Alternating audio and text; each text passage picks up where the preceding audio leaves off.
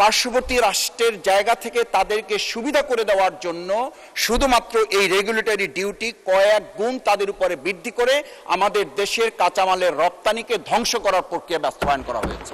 আমাদের বাজেটে অনেক আশার ঘর নির্ধারণ করা হয়েছে, কিন্তু মাননীয় স্পিকার, আমি বাজেটটি পড়তে গিয়ে আমার কাছে এই প্রত্যেকটা ঘরের দরজাগুলো, আশার দিকগুলো সব বন্ধ করে দেওয়া হয়েছে। আমি একটা বন্ধের দিক আপনার সামনে উল্লেখ করি।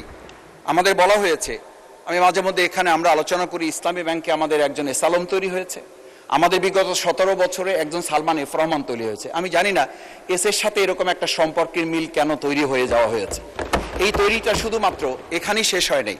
বাংলাদেশ আয়রন অ্যান্ড স্টিল সেই স্টিলের যে কাঁচামাল প্রস্তুতকারক যারা, তারা ইতিমধ্যে দাবি তুলেছে। আমাদের এখানে সংসদ সদস্য মাননীয় যারা আছেন তারা বলেন যে এবার নাকি কেউ এটা নিয়ে রাস্তায় বের হয় নাই, শুধুমাত্র বিরোধী দল একটা ব্যানার করে রেখেছিল। এরকম একটা বিরোধী দল আবার ওনাদের পছন্দও হয় না। আমি একটু স্পষ্ট করেই বলি, এই বিরোধী দল পছন্দ না হওয়ার কারণ আছে। কারণ আমরা শুরুতেই বাজেটের স্বপ্নের মধ্যে না, আমরা বাজেট বাস্তবায়ন প্রক্রিয়ায় নিজেদেরকে অংশগ্রহণ করিয়ে মাননীয় বিরোধী দলীয় নেতা আগাম বলে রেখেছিলেন, আমরা সরকারের দায়িত্ব পাই, দেশ পরিচালনা পাই না পাই, যে অবস্থাতেই আমরা থাকি, জনগণ যেখানে রাখুক, আমরা সরকারি কোনো সুযোগ সুবিধা, গাড়ি এবং প্লট আমরা গ্রহণ করব না। মাননীয় স্পিকার, এটার মধ্য দিয়ে আমি এটা বুঝাতে চেয়েছি, এরকম বিরোধী দল তো সরকারের পছন্দ হওয়ার কথাও নয়।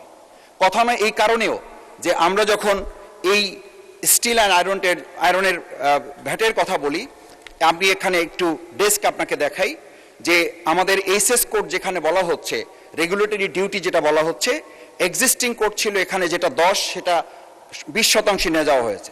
যেটা 3% ছিল সেটা 15% নিয়ে যাওয়া হয়েছে।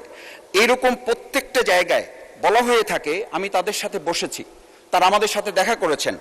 এস আলম, কেওয়াই, আবুল খায়ের, পিএসপি, জালালাবাদ, এমনকি পার্শ্ববর্তী রাষ্ট্রের জায়গা থেকে তাদেরকে সুবিধা করে দেওয়ার জন্য শুধুমাত্র এই রেগুলেটরি ডিউটি কয়েক গুণ তাদের উপরে বৃদ্ধি করে আমাদের দেশের কাঁচামালের রপ্তানিকে ধ্বংস করার প্রক্রিয়া বাস্তবায়ন করা হয়েছে। আমি অত্যন্ত স্পষ্টভাবে এই এক্সিস্টিং রেগুলেটরি ডিউটি থেকে প্রপোজ যে রেগুলেটরি ডিউটি নির্ধারণ করা হয়েছে, এটা সহ অন্যান্য জায়গায় যা করা হয়েছে, সেগুলো থেকে আমাদের দেশের কাঁচামালকে রক্ষা করার জন্য আমি বিশেষভাবে আহ্বান জানাচ্ছি।